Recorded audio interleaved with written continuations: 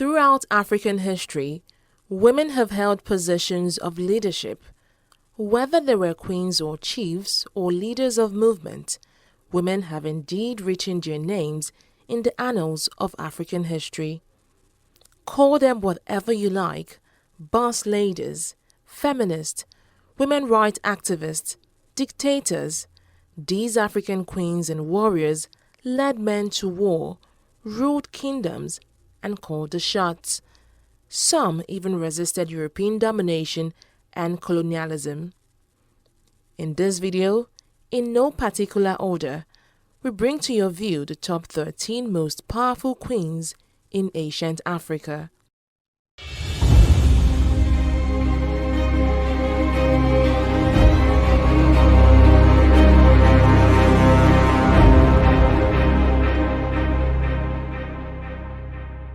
In 1828, RANAVALONA I became the sovereign ruler of the Kingdom of Madagascar. She ruled for 33 years. After positioning herself as queen following the death of her young husband and second cousin Radama I, the queen pursued a policy of isolationism and self-sufficiency. She reduced economic and political ties with European powers, repelling a French attack on the coastal town of Foul Point. In 1832, RANAVALONA forbade the practice of Christianity among the Malagasy population, and within a year, nearly all foreigners had left her territory. On August 16, 1861, the queen died in her sleep. 12,000 zebu were slaughtered and their meat distributed to the population in her honor, with the official mourning period lasting 9 months. Although RANAVALONA has been traditionally depicted as a cruel tyrant, modern historians view her as an astute politician who effectively protected the political and cultural sovereignty of her nation from European encroachment.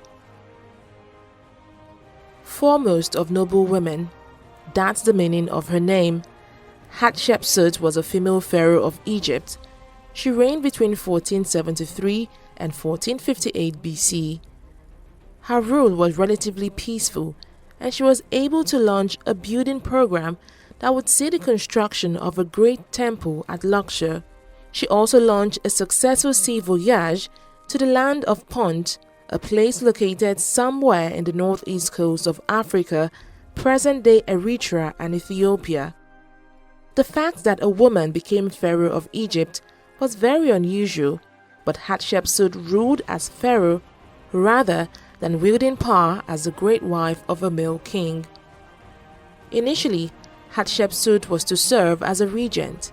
She did this for 3 years, until for reasons unknown, she became a pharaoh in her own right. She took on a full throne name and statues were created depicting her as a male king right down to the beard. Soon after her death in 1457 BC, HATSHEPSUT's monuments were attacked, her statues dragged down and smashed, and her image and titles defaced. Although HATSHEPSUT was given a befitting burial in the Valley of the Kings, her memory was not honored. Queen AMINA, according to the Kano Chronicles, was born around the year 1533 when her mother, Queen Bakwa Turunku, reigned in Zaria, then known as the Zao. Zaria is now a major city in present-day Kaduna State, northern Nigeria. Amina's family was very rich as a result of trade in imported metals, kola, cloth, salt, and horses. As a result, Amina was able to perfect her military skills with the warrior of the Zazao cavalry as a young woman. Her dexterity and aristocracy eventually led her to emerge as leader of the Zazao cavalry, during which she acquired great wealth and numerous military honors. By the time Amina was to assume the throne of Zazao, she had matured into a fierce warrior, which earned her the respect of the kingdom's military. It will be pertinent to note that during Amina's time, men did not feel threatened when women ruled or were in power and influential positions. It was a general belief among the Hausa people that anyone could be in a position of authority regardless of gender. In fact, women could oust men who were not effective in their duties. When Amina was queen, Zazzau was located at the junction of three major trade corridors of northern Africa, connecting the Sahara with the internal markets of forest lands in the south. The fall of Songhai and the resulting opposition for the control of trade routes among the powerful kingdoms incited continual warring among the Hausa people and their neighbors during the 15th and 16th centuries. In this continued strife for power and eminence among the Hausa state, Zaria for a time achieved dominance under Amina. The queen led her first military charge a few months after assuming the Zazzau throne. For most of her 34 years' reign, Amina kept fighting while expanding her kingdom to its greatest in history. With an army of 20,000 men, the Hausa queen tried to annex several surrounding cities up to Nupe and conquered Kanu and Katsina. The expansion of Amina's kingdom guaranteed Zaria's prosperity, and she brought wealth that were unheard of to the kingdom. She boosted Zazzau's wealth and power with gold, slaves, and agriculture. She also introduced metal armor, including iron helmets and chainmail, to her cavalry. To protect Zazzau, Amina built many fortifications around various conquered cities. Many of these walls are still existing to this day. Candace or Candake was a name given to any queen or empress of Ethiopia by the Europeans, and these great women were seen to be wives of the gods or the living god.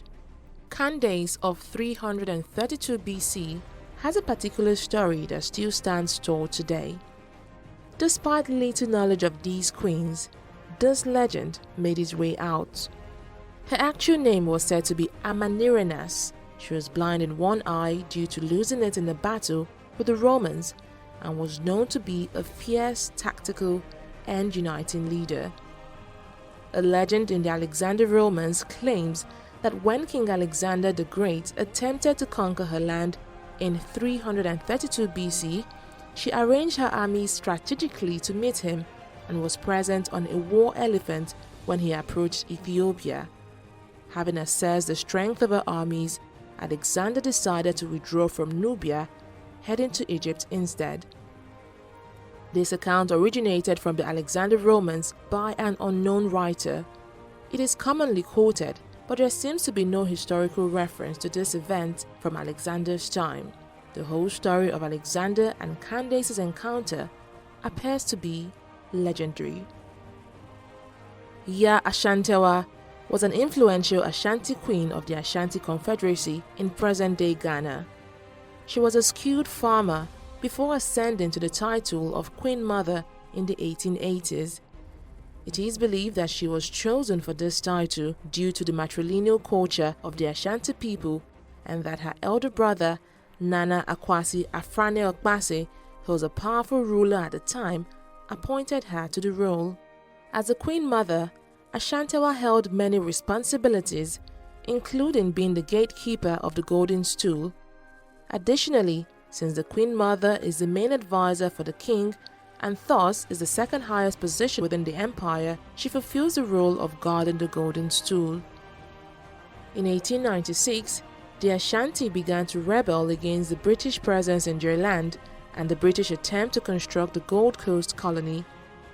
To retaliate, the British captured and exiled Ashantene Prempeh I, king of the Ashanti, and Ashantewa's grandson Kofi Tene, who was also a powerful ruler. The British removed the king and other Ashanti leaders to the Seychelles Island in an effort to acquire the Golden Stool. While the remaining leaders within the community debated on how best to respond to the British threat, Ashantewa held her ground and rallied troops. Her leadership and passion led to her role as Commander-in-Chief of the Ashanti Army. In turn, the Anglo-Ashanti Wars against the British became known as the Ya Ashantewa War of Independence, or the War of the Golden Stool in 1900. To inspire the leaders of the community, Ashantewa proclaimed that if the men of the kingdom would not defend the people, the women would rise to the challenge. Her action invigorated the men and challenged traditional gender roles. She led a rebellion and became an image of strength and resistance. Unfortunately, she was captured during the rebellion and exiled to Seychelles, where she died in 1921. Ashantewa is credited as the last woman to ever lead a major rebellion against European colonialists. AHEBI UGBABE was a prostitute who became the only female king in colonial Nigeria in the mid-1920s. AHEBI was born at Enugu-Ezike, present-day eastern Nigeria, around the year 1880.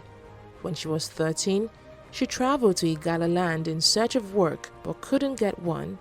In the process, she resorted to become an autonomous sex worker and used it to her advantage, learning to speak diverse languages.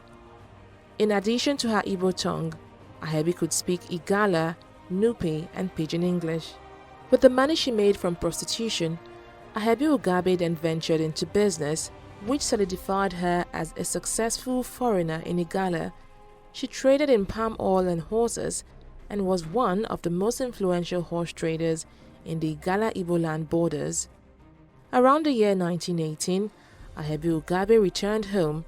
As a polyglot, it gave her an undue advantage and the ability to lead the united people of Igala and Nupe to her homeland. In fact, she was the only one in her village who could communicate with the British colonialists, playing a mediator or spokesperson role between the white man and her people. When AHEBI UGBABE returned to her village, she was able to displace Ogu Okegu, the man the British had put as a village headman. A headman in the British colonial system in eastern Nigeria was to govern the village under the supervision of a divisional officer who was usually British. This system of government was unpopular among the locals and the headman was usually ceremonial. However, AHEBI's rise would change everything. Therefore, barely months after returning from exile in 1918, the British appointed AHEBI as a warrant chief, the only woman in colonial Nigeria to be appointed thus.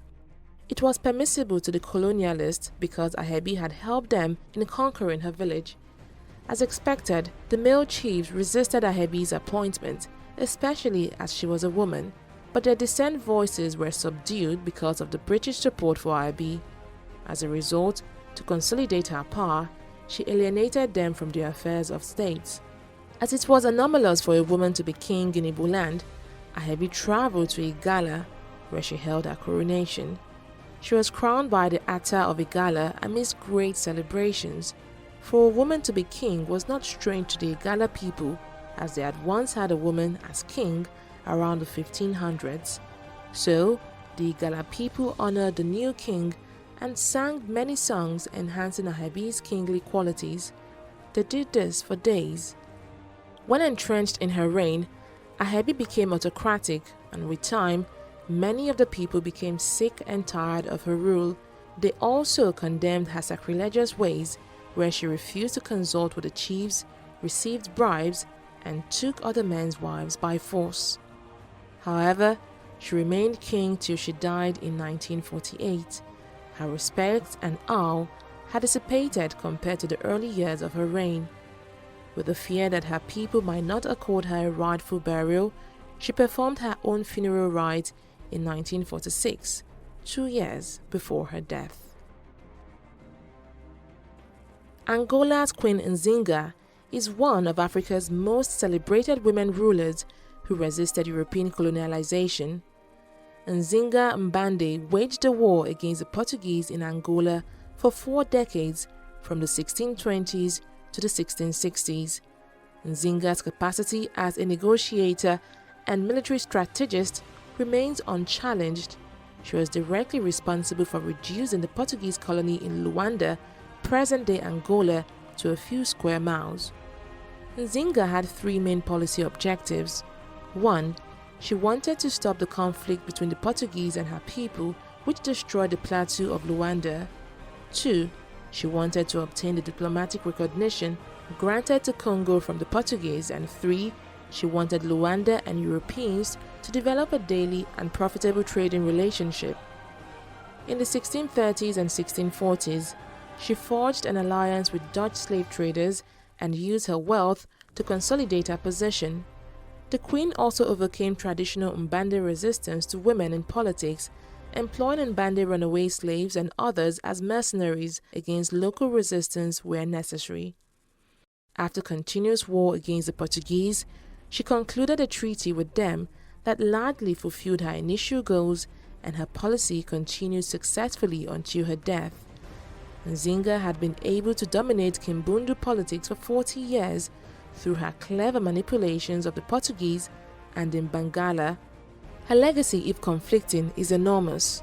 First, she was a monarch who was able to inspire her people to resist the Europeans.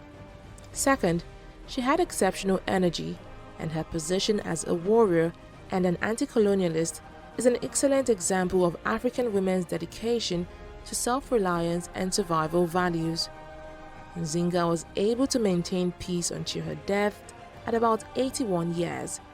She died a Catholic, and the missionary advisors she had cherished in the last 8 years of her life surrounded her deathbed.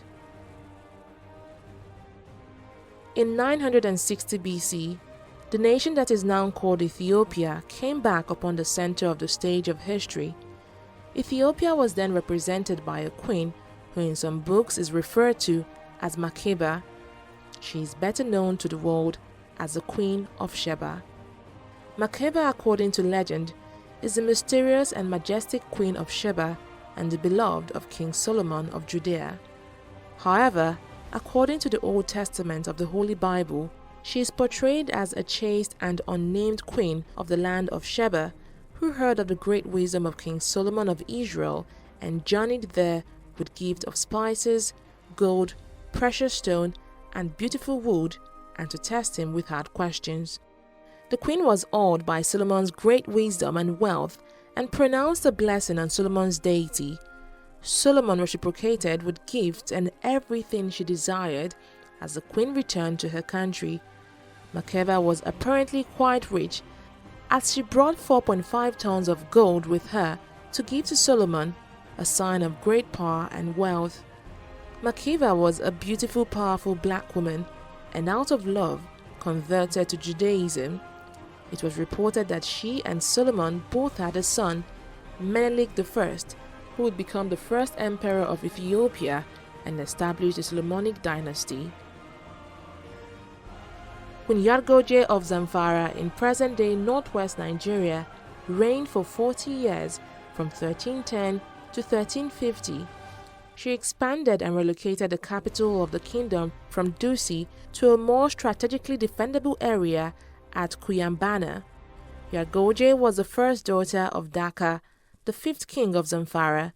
She was not only queen, she was also head of the Bori cult, which was a pre-Islamic mode of worship in parts of Hausa land.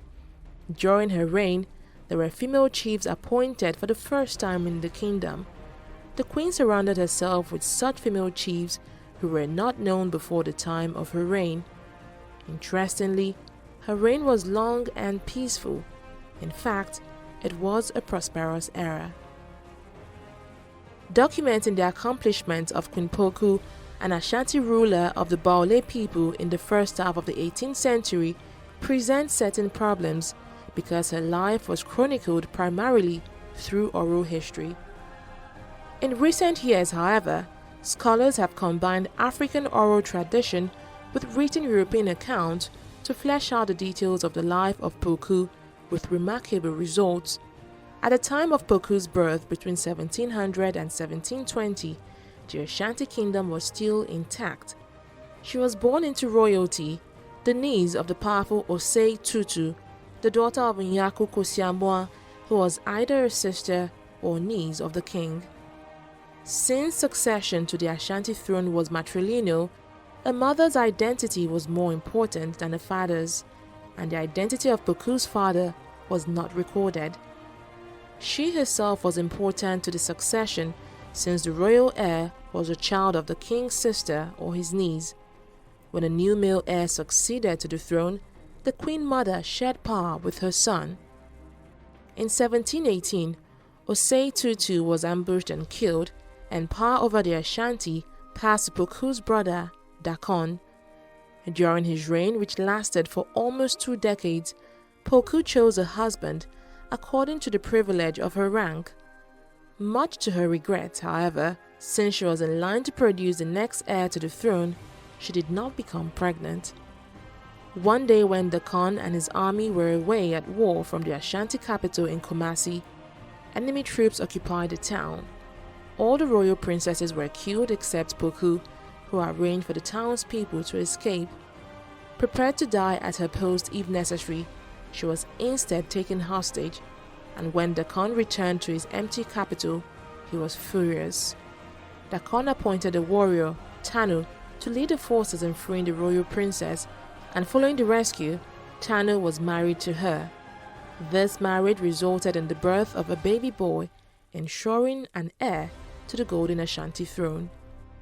Eventually, Poku decided to leave Kumasi and found a new kingdom, and invited Ashanti families who also wanted to leave to join her. They headed westward toward Komyo River, passing through interminable jungle, where according to tradition, they fought panthers, giant ants and giant snakes. Sometimes, they crossed savannas filled with belligerent elephants, and serpents seemed always to lie in wait, no matter what the terrain, while illness also dogged their footsteps. After many months, they reached the banks of the Komyo River. Faced with a raging torrent, with no shallow fords or places for canoes to cross, Poku and her followers decided that a sacrifice must be made to the river spirits. At first, their leader considered sacrificing a sick woman and her baby, but when they were brought to her, Poku declined. She decided that nothing less than her son would please the river spirit, and threw her only child into the waters of the Komyo. It was for this event that the migrating Ashanti became known as the Baule, in memory of Poku's son. Nefertiti, whose name means "a beautiful woman has come," was the queen of Egypt and wife of Pharaoh Akhenaten from around 1353 to 1336 BC. She and her husband established the cult of Aten, the sun god, and promoted Egyptian artwork that was radically different from its predecessors. A bust of Nefertiti is one of the most iconic symbols of Egypt. Known as the ruler of the Nile and daughter of gods, Nefertiti acquired unprecedented power and is believed to have held equal status to the pharaoh himself. Nefertiti was married to Akhenaten around 1357 BC and was later promoted to be his queen. In the 4th year of Akhenaten's reign, the sun god Aten became the dominant national god. The king led a religious revolution, closing the older temples and promoting Aten's central role. Nefertiti had played a prominent role in the old religion, and this continued in the new system. She worshipped alongside her husband and held the usual kingly position of priest of Aten. By the 12th year of Akhenaten's reign, Nefertiti enjoyed unprecedented power, and there is evidence that she may have even been elevated to the status of co-regent, equal in status to the pharaoh himself.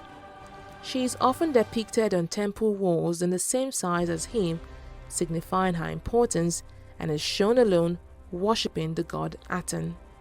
Despite her great power, Nefertiti disappeared from all descriptions after 12 years. The reason for her disappearance is unknown and continues to remain a matter of speculation and debate. Queen Idia was the mother of Esige, the Oba of Benin, who ruled from 1504 to 1550 in present-day southern Nigeria. She played a very significant role in the rise and reign of her son. Idia has been described as a great warrior who fought relentlessly before and during her son's reign as the Oba of Edo people. When Oba Ozolua died, he left behind 2 powerful sons to dispute over who would become king. His son, Esige, controlled Benin City, while another son, Ahoran, was based in the equally important city of Udo about 30 kilometers away. Idia mobilized an army around Esige at Unuame on the river Ose, which defeated Aharon, and Oba Esige became the 16th king of the Benin Kingdom. Subsequently, the neighboring Igala people sent warriors across the Benue River to wrestle control of Benin's northern territories. Esige conquered the Igala, re-establishing the unity and military strength of the kingdom. His mother Idia received much of the credit for these victories, as her political counsel together with her medicinal knowledge were viewed as critical elements of Esige's success on the battlefield. Idia became the first queen mother of Benin when Esige conferred upon her the Iyoba title and the palace for her as a queen mother. Nandi was a daughter of a chief of the Langeni tribe and the mother of the famous Shaka, king of the Zulus. In 1787, Nandi's son Shaka was born out of wedlock, and she suffered great humiliation and rejection. The women and singers also didn't waste time mocking Nandi, but she was resilient. However, she instilled good values into her son, shaping him into one of the greatest leaders in Africa. Nandi always reminded her son that despite his circumstances, he would one day be a great king. When Shaka became king, Nandi was to exercise a great deal of influence over affairs of the kingdom during her son's reign. She and the other women surrounding Shaka were put in charge of the military and given the power to govern while Shaka was on the campaign. It is said that Nandi was an influence in matters of moderation in Shaka's life, suggesting various political compromises to him rather than encouraging violent actions. Through Nandi standing beside Shaka, the kingdom grew over a short period of 12 years. It is therefore understandable that King Shaka held women in high esteem because he understood their power and resilience. Nandi is not only important because she gave birth to Shaka, but because of her strong will and resilience. Nandi died in 1827, and her death was deeply mourned by her son and the Zulu people. Which of these African queens fascinates you the most? Are there other African queens whose stories you would like to tell us? Let us know in the comments below. If you enjoyed the video, don't hesitate to like and share with your friends. Would you like to know more about King Shaka and other powerful African kings? Check that out in our next video. You can also subscribe to our channel to receive the latest videos as they drop.